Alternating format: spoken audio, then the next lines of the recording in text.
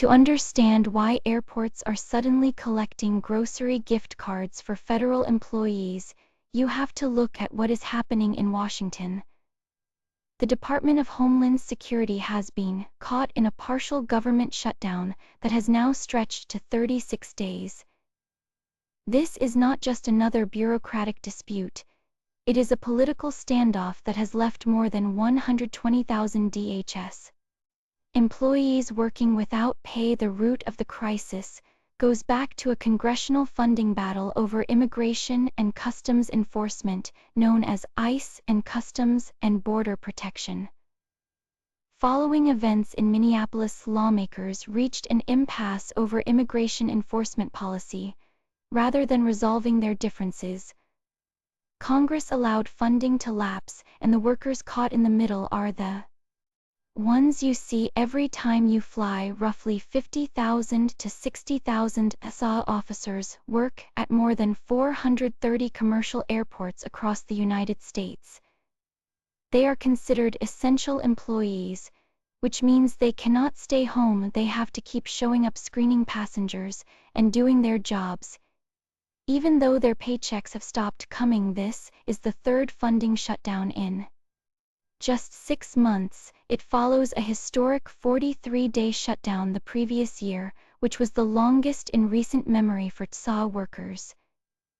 The cumulative effect has been devastating. Many have maxed out credit cards. Some are driving for rideshare apps or waiting tables after their shifts just to buy groceries. Others have simply stopped showing up. The number of workers calling in sick has doubled, and hundreds have quit during this shutdown alone. The lines at security checkpoints have grown longer, sometimes stretching to 3 hours, and travelers are being told to arrive 2 to 3 hours early, just to account for the delays. What started as a political fight over immigration policy has turned into a daily struggle for the workers who keep the aviation system running. Susan had reason to feel hopeful before all of this started. After years of careful budgeting, the single mother from Ohio had finally paid off her debts. She was approaching her 10-year anniversary with the TSA, a job she had taken for its stability and reliable paycheck. But then came shutdown after shutdown, each one chipping away at the financial foundation she had worked so hard to build. Now, she checks her bank account and sees exactly $1.15 her credit cards are maxed out. She has 3/4 of a tank of gas and enough food to last until Friday. What makes her situation so painful is that she had done everything right. She had played by the rules, paid down what she owed, and built a life for herself and her teenage son. The shutdowns have turned that stability into uncertainty, practically overnight, and Susan knows she is far from alone. She considers herself one of the fortunate ones, because she still has her job and a roof over her head, at least for now. Across the country, TSA workers are scrambling to find ways to survive. Some are picking up shifts driving for ride-sharing apps or waiting tables after spending all day screening passengers at airport checkpoints. Others are watching eviction notices slide under their doors or fielding calls from lenders threatening to repossess their cars. There are parents who have had to postpone medical procedures for their children because there is no money left to pay for them. The toll is pushing people to their breaking points. More than 300 TSA workers have quit during this shutdown alone at Susan S. Airport in Ohio. She expects roughly 15 of the 200 employees there will have left by the end of the month. These are people who signed up for government work because it meant security and a steady income. Now, they are burning through savings, borrowing from family, and hoping that a paycheck arrives before an eviction notice does. Airports across the country have transformed into something unexpected during this crisis.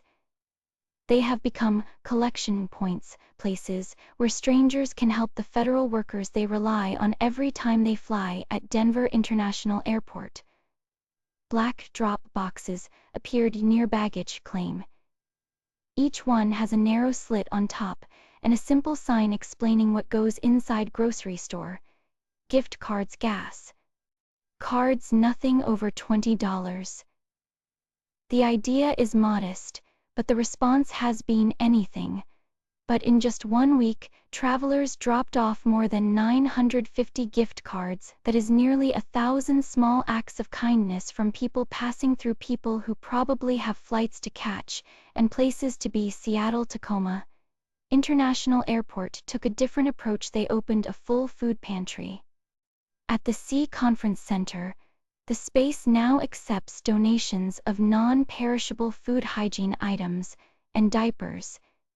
These are the basics that families run out of first when paychecks stop coming. The pantry is open during business hours, and airport staff say this is not entirely new. They set up similar donation systems during previous government shutdowns. Orlando International Airport turned to social media using Facebook to spread the word about donation drop-offs at terminal. See the call for non-perishable foods. Laundry, detergent, and diapers reached travelers before they even arrived at the airport. Even the businesses inside these airports are stepping up. Tenants at Seattle's airport are providing meals and discounts to TSA officers during their shifts. It is a small gesture, but for someone working 8 hours on an empty stomach, a hot meal from a familiar face matters more than you might think. The crisis at airports caught the attention of organizations that usually work in entirely different contexts. These are groups that normally deploy to war zones and natural disasters, places where infrastructure has collapsed and people have lost everything. But suddenly, they found themselves needed in the United States at major airports, serving federal employees who were showing up to work every day despite not receiving paychecks. World Central Kitchen built its reputation feeding people in conflict zones and disaster areas around the world. The organization has mobilized in Haiti and Puerto Rico, in regions devastated by earthquakes and hurricanes. But during this shutdown, they began providing meals to airports around Washington, D.C. It was the same mission, just a different kind of crisis. Local food banks shifted their operations to feeding. San Diego distributed hundreds of food boxes specifically for federal workers and their families. Each box contained staples like pasta and beans, along with peanut butter and fresh produce including strawberries and potatoes.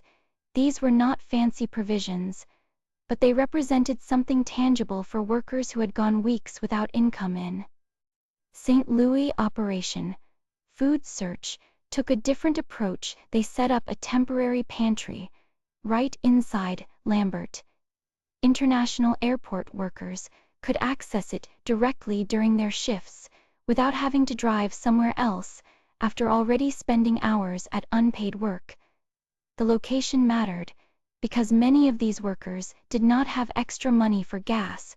What made these efforts work was coordination.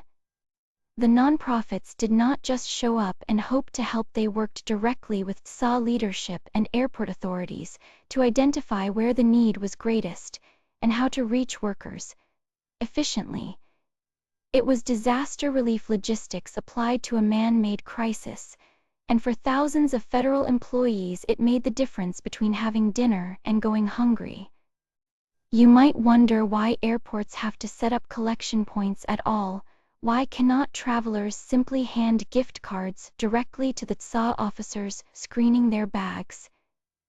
The answer lies in a web of federal ethics regulations that most people never think about. TSA officers are federal employees, and that means they are prohibited from accepting gifts at screening locations. The rule exists for good reason. It prevents bribery and ensures that security decisions are not influenced by personal favors. But during a shutdown, that same rule creates an awkward situation. Well-meaning passengers want to help, But officers have to say no. This is where unions and airports become essential intermediaries. The American Federation of Government Employees, including local chapters like AFG Local 554 in Georgia, can legally accept donations on behalf of their members. Aaron Barker, the union president. There has been coordinating relief efforts for workers who are running on empty. He points out that it is not just about food. Workers need toothpaste, toilet paper, laundry detergent, the basic necessities that most of us take for granted until we cannot afford them. The infrastructure for giving has to route around federal restrictions. Airports can collect gift cards because they are not federal agencies. Unions can distribute supplies because they operate independently from the government. This workaround allows help to reach workers, but it also adds layers of complexity to what should be a simple act of generosity. A passenger dropping a gift card into a collection box might not realize how many steps exist between that donation and the worker who receives it. The system works, but it is a patchwork solution to a problem that should not exist in the first place.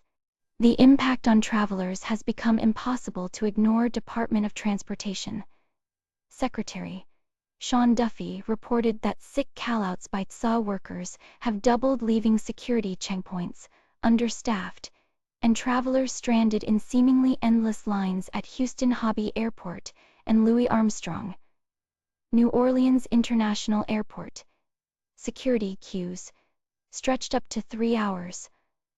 Hartsfield-Jackson Atlanta International joined New Orleans in advising travelers to arrive 2 to 3 hours before their flights, a significant adjustment for anyone accustomed to the usual recommendations. Mike Gazajian, an 18-year TSA veteran who serves as president of the New England branch of the TSA Union, describes these workers as the canary in the coal mine. His metaphor captures something essential about how government dysfunction becomes visible to the public when federal funding disputes create pressure. TSA officers are among the first workers. The public encounters who are directly affected. Travelers see the longer lines, experience the delays, and feel the consequences in a tangible way. That visibility matters because it transforms an abstract political standoff into something personal and immediate for millions of people moving through airports each day. The queues and extended wait times represent more than just inconvenience. They signal that the essential functions keeping air travel safe and efficient are beginning to fray. When enough people experience those disruptions firsthand, the pressure to resolve funding disputes intensifies considerably.